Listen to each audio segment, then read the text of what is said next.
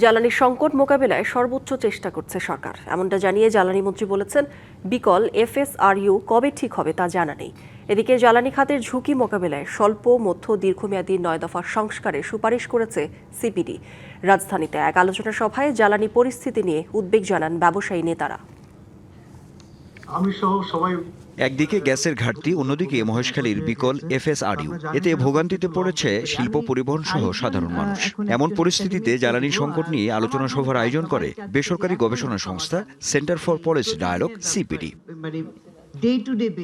আলোচনায় অংশ নিয়ে পোশাক খাতের ব্যবসায়ী নেতারা বলেন, বাংলাদেশের জ্বালানি সংকট নিয়ে ব্যাপক প্রচারের ফলে আতঙ্কিত বৈশ্বিক ক্রেতারা, যা নেতিবাচক প্রভাব ফেলছে।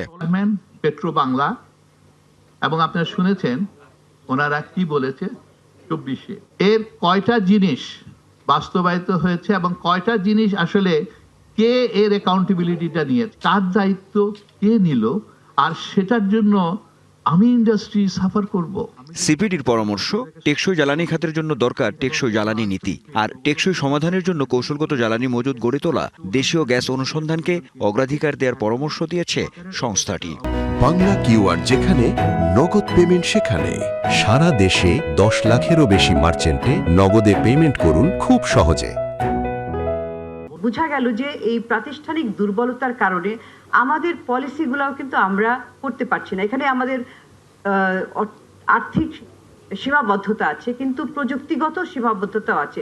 এরাস্কো সিস্টেম, একটা কনভেনশন সিস্টেম, আর একটা বিভিন্ন রকম সিস্টেমের জ্বালায় এই কোনটাতে কাস্টম ছাড়াবে এটা আসলে দিশাহীন হয়ে গেছে। রিসেন্টলি এই গভর্নমেন্ট একটা জিনিস হচ্ছে, আমি মন্ত্রীকেও সরাসরি বলেছেন, আপনারা লাইফলাইন ট্যারিফটাকে বাড়ালেন না কেন? How could you do this? আসন্ন সংকট সমাধানে সর্বোচ্চ চেষ্টা চলছে জানিয়ে জ্বালানি মন্ত্রী বলেন, যুক্তরাজ্য ও সিঙ্গাপুরের প্রকৌশলীরা বিকল এফএসআরইউ সচলে কাজ করছেন। আমাদের ডিমান্ড অনেক বেশি। আমরা এসে এই গত 6 মাসের মধ্যে এফএসআরইউ কাজ করে 10-12 দিন আগে আমরা একটা এফএসআর অর্ডার দিয়েছি এবং আরো 3টে এফএসআর করার জন্য আমরা ইনভেস্টর খুঁজছি। পাশাপাশি 2029 সালের মধ্যে খুলনা অঞ্চলে আরো 3টি এফএসআরইউ স্থাপনের পরিকল্পনার কথাও তুলে ধরেন মন্ত্রী। আপনাদের আনোয়ার হোসেন, ডিবিসি নিউজ, ঢাকা।